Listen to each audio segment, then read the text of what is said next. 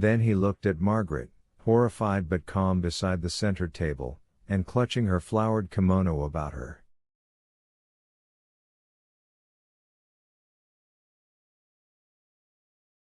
I do not think he even knew that I was in the room.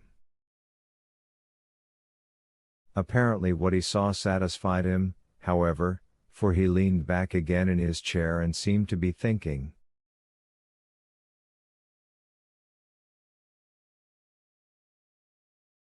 I was about to slip out of the room when he spoke again, suddenly. "Has anyone looked under the bed?" he said. And as if she had been touched by an electric wire, Emily sat up on the couch. "Under the bed? Then you think? What else am I to think?" But no one answered him, for at that moment a police car drove up, a radio car with 2 officers in it, and a second or so later another car containing what I now know were an inspector from headquarters and 3 members of the homicide squad.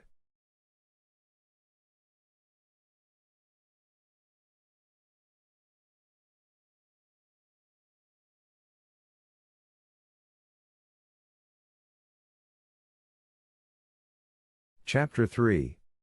I was still shocked and incredulous when I went into the hall and watched that small regiment of policemen as they trooped silently up the stairs.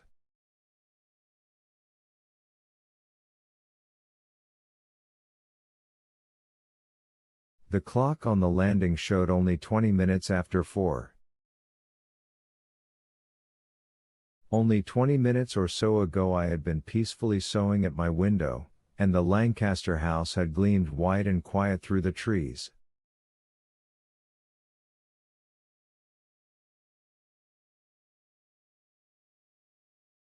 Now everything was changed, and yet nothing was changed. The hall was as usual, the old-fashioned brass rods on the stairs gleamed from recent polishing, and the men had disappeared overhead.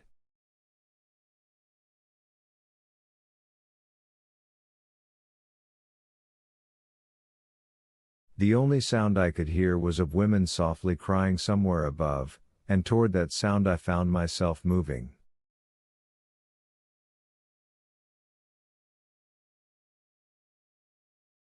It came from the upper front hall, and there I found Lynch, the patrolman. He had rounded the 3 women servants outside Mrs. Lancaster's door, and he was holding Eben there also.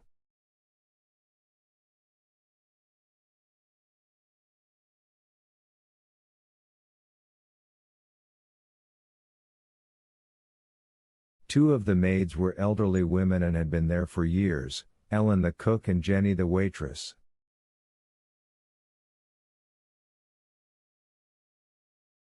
Only Peggy the young housemaid was a comparative newcomer, but none the less shocked and stricken.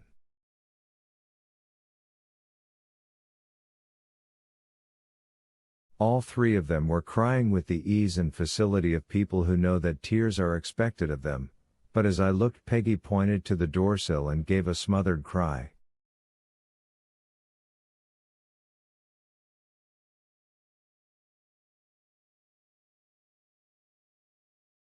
"Blood!" she cried. Lynch told her gruffly to keep still, and so we stood until one of the detectives came out into the hall.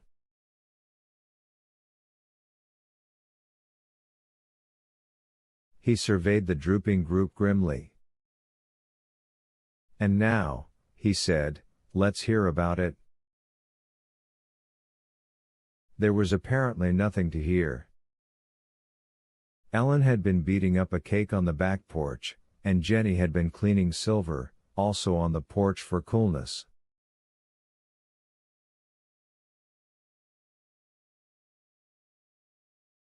Peggy was off that afternoon, and had been about to leave by the kitchen door when they heard Miss Emily screaming.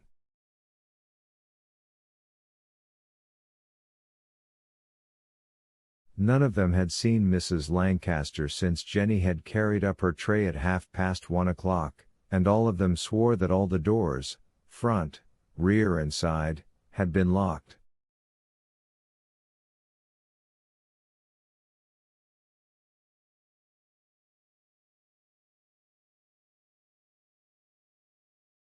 The detective took Eben last.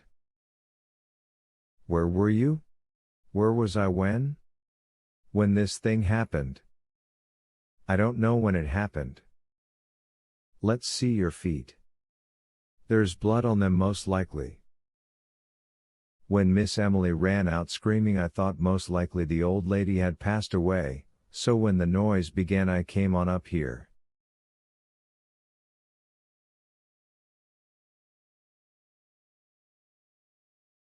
But Miss Margaret was here ahead of me. She had the door open and was looking in. She told me to see if her mother was still alive, but I didn't need to go far to know that.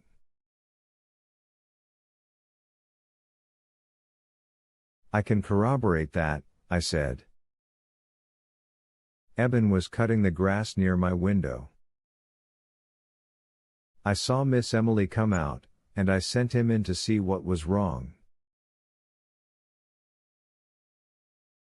I had to explain myself then, and what I had seen from my window. He listened carefully. That's all you saw? He asked. Didn't see anyone going in or coming out? No, I told him, and suddenly for the first time since I had entered the house I remembered Jim Wellington.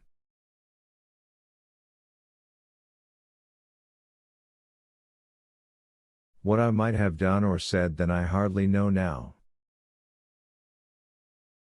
I remember that my chest tightened and that I felt shaky all at once. But the need did not arise.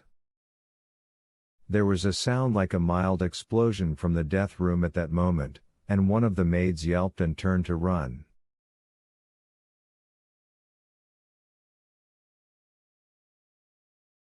In the resulting explanation, that a flashlight photograph had been made inside the closed room where the body lay, I was asked no more questions.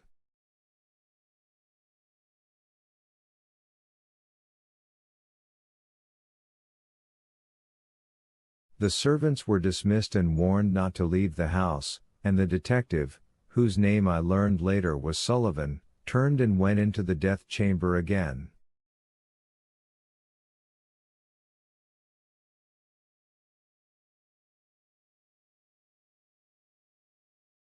I was left alone in the upper hall, but entirely incapable of thought. I remember hearing Miss Emily's canary singing loudly in her room and thinking that it was dreadful, that gaiety so close at hand.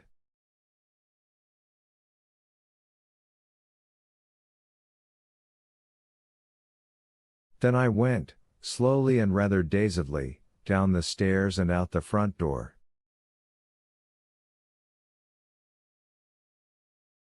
I have no clear recollection of the rest of that afternoon, save that on the way back I met Lydia Talbot on the pavement staring at the police car, with her arms filled with bundles and her face white and shocked.